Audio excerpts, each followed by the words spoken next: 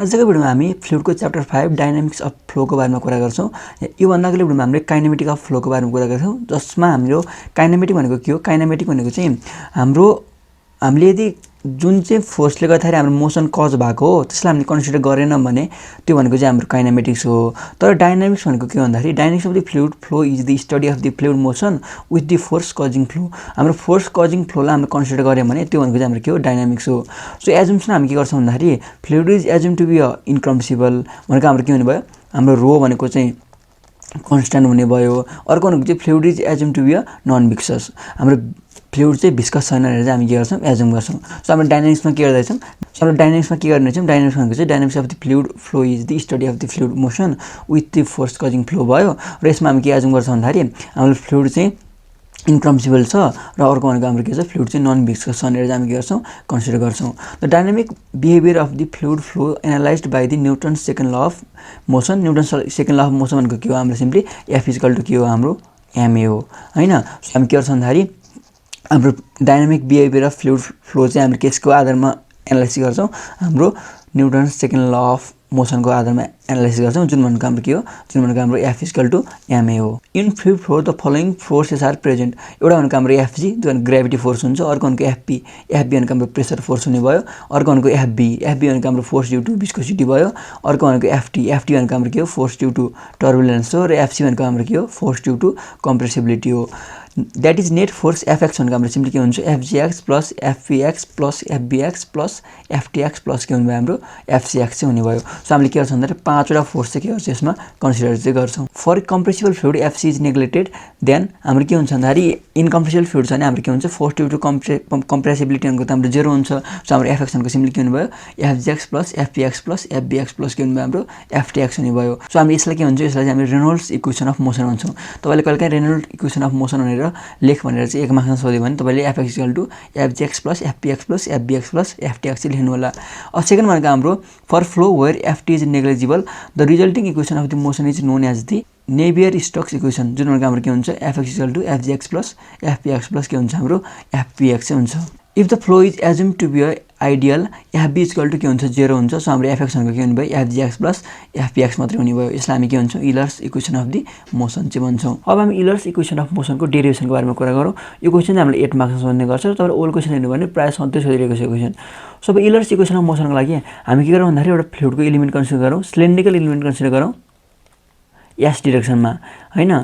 So हामी अब यो डिरेक्सनमा लागेको यसको प्रेसर भनेको हामी यसलाई पिडिए भनौँ, अनि फर्स्टमा त यसको लेन्थ भनेको हाम्रो डिएस भनौँ, र यसको एरियालाई हामी के भन्दा डिए भनौँ, हैन? यताबाट हाम्रो पिडिए लागिरहेको भने चाहिँ यताबाट हाम्रो के लाग्छ?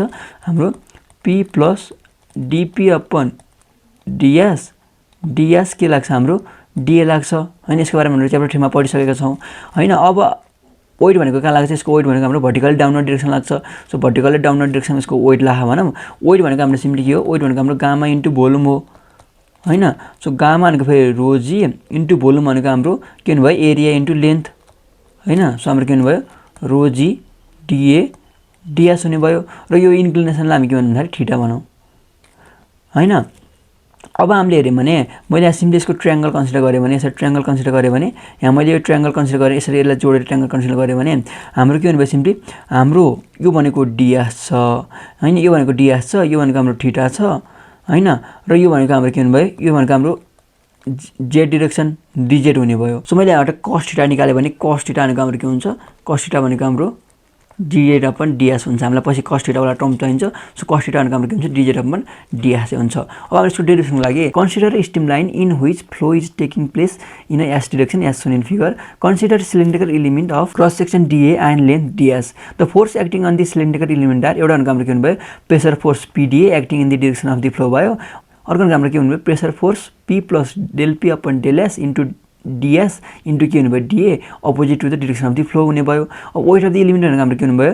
रोजी डिए इन्टु डिएस हुने भयो। हाम्रो कता लागिरहेको छ? यो भर्टिकल डाउनवर्ड डिरेक्सनतिर चाहिँ लागिरहेको छ। Let theta is the angle between direction of the flow and the line of action of weight of the element भयो the resultant force on the fluid element in the direction of the s must be equal to the mass of the fluid element into acceleration in the direction हुने भयो simply हाम्रो resultant फोर्सको केसमा equal हुने भयो हाम्रो m into a सँग चाहिँ equal हुनुपर्ने भयो हैन यो भनेको हाम्रो डायनामिक्स हो सो हाम्रो के हुने भयो pda भनेको सो हाम्रो के हुने भयो रिजल्टेन्ट फोर्स भनेको pda minus p plus del p upon del s into ds into da minus के हुने भयो हाम्रो rho g da ds के हुने भयो हाम्रो cos थीटा हुने भयो सिम्पली हामीले के गर्यौं भन्दाखेरि हाम्रो वेटलाई हामीले यतातिर रिजल्ट गर्यौं भने वेटलाई हामीले यतातिर रिजल्ट गर्यौं भने यो भनेको हाम्रो के कम्पोनेन्ट हुने भयो यो भनेको हाम्रो के हुने भयो हाम्रो cos कम्पोनेन्ट हुने भयो सो हाम्रो rho g da ds के हुने भयो हाम्रो cos थीटा चाहिँ हुने भयो सिम्पली हामीले यो डाइरेक्सनमा चाहिँ रिजल्ट गरिराखौं के सो इक्वल टु हाम्रो के हुने भयो rho da ds इन्टु के हुने भयो हाम्रो as चाहिँ हुने भयो भनेको हाम्रो rho da ds भनेको हाम्रो के हो हाम्रो सिम्पली डेन्सिटी भनेको मास बाइ भोल्युम हैन सो मैले अब मास निकाले भने rho इन्टु भोल्युम भनेको हाम्रो एरिया इन्टु लेन्थ हैन सो हाम्रो के हुने भयो सिम्पली हाम्रो m इन्टु as हो के यो भनेको s डाइरेक्सन कन्सिडर गरेछौं सो हामीले as हुने भयो सो हाम्रो सिम्पली के हुने भयो हाम्रो pda minus p plus del p upon del s into ds into da minus rho g da ds cos theta equal to हाम्रो के हुने भयो rho da ds into as चाहिँ हुने भयो यसलाई हामी इक्वेसन नम्बर 1 बनाऊ s भनेको हाम्रो के हो s भनेको acceleration in the direction of the s भयो र फेरि हाम्रो s भनेको के हुन्छ s भनेको हाम्रो dv upon dt where v is the function of the s sin t हैन v भनेको हाम्रो भेलोसिटी हो जुन चाहिँ हाम्रो फंक्सन अफ द के हुन्छ s sin t हुन्छ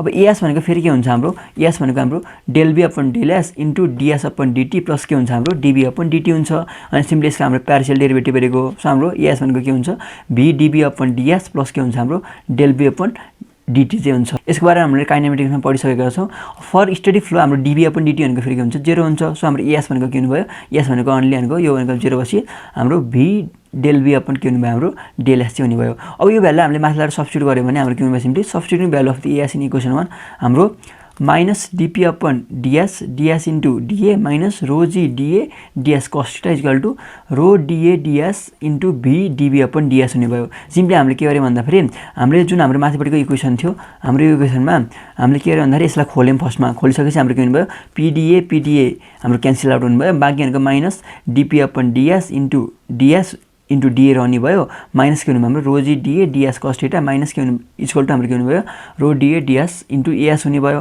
हैन र अब हामीले के गर्ने भयो अब हामीले हाम्रो as भनेको फेरि के छ as भनेको हाम्रो v dv upon के छ हाम्रो ds छ सो हामीले त्यो भ्यालु पुट गर्यौं भने हाम्रो के हुने भयो सिम्पली अब dividing by rho ds da हामीले बोथ साइडमा चाहिँ rho ds da ले डिवाइड गर्यौं हामी बाँकी भनेको अब के रहने भयो हाम्रो के क्यान्सल आउनु भयो ds र da क्यान्सल आउनु भयो यसमा सो बाँकी भनेको हाम्रो के रहने भयो minus dp upon rho ds minus यसमा नै हाम्रो के रहने भयो g cos थीटा मात्रै बाँकी रहने भयो इक्वल टु हाम्रो के हुने भयो b dv अपन के हुने भयो हाम्रो ds मात्रै हुने भयो सो हाम्रो dp upon rho ds plus के हुने भयो हाम्रो g cos theta plus b dv upon ds equal to 0 चाहिँ आयो फेरि हाम्रो cos थीटा भनेको के हुन्छ cos थीटा भनेको हाम्रो dz अपन के हुन्छ हाम्रो ds हुन्छ सो अब हामीले dz अपन ds हामीले cos थीटा को ठाउँमा पुट गर्यौं भने हाम्रो बाँकी भनेको के हुने भयो अब इक्वेसन भनेको हाम्रो 1 by rho dp upon ds plus g dz upon ds plus b dv upon ds equal to 0 हुने भयो अब हामीले हाम्रो जुन यो पार्शियल छ पार्शियललाई हामीले हाम्रो एक्चुअल डेरिभेटिभ राखे पनि केही पनि फरक पर्दैन हैन यो भन्नु र यो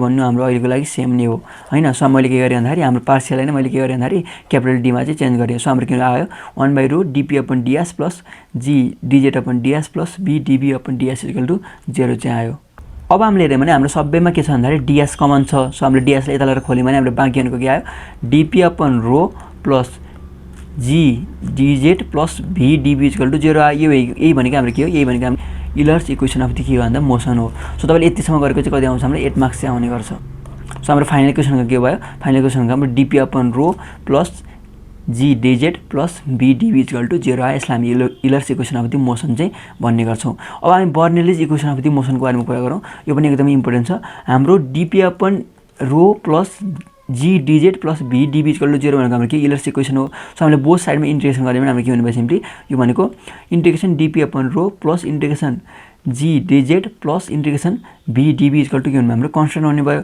सो अब हामीले सिम्पली यसमा इन्टिग्रेसन गर्यौं भने हाम्रो के रहने भयो p upon rho plus g z plus V square upon 2 equal to constant आउने भयो। अब हामीले बोथ साइडमा जीले डिभाइड गरेर हामीले के हुने भयो P upon rho G plus Z plus V square upon 2 G equal to constant आयो। सो हामीले हेर्यो भने हाम्रो रो जी भनेको गामा हो। So P upon gamma plus V square upon 2 G plus Z equal to constant आयो।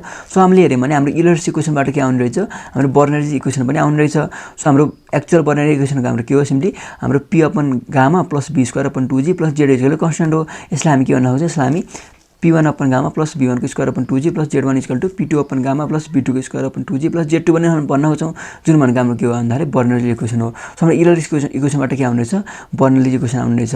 यो भनेको हाम्रो के हो फर स्टडी इनकन्भेन्सनल नन भिस्कस फ्लुइडको लागि हाम्रो के हो भनेको बर्नौली इक्वेसन चाहिँ हो। जहाँ हाम्रो P बाई गामा भनेको के हो P बाई गामा भनेको pressure energy per unit weight of the fluid और प्रेसर हेड हो। त्यस्तै हाम्रो B स्क्वायर अपन 2G भनेको kinetic energy per unit weight of the fluid वा हाम्रो के हो हाम्रो भेलोसिटी हेड हो र Z भनेको हाम्रो के हो Z भनेको हाम्रो पोटेन्शियल हेड हो।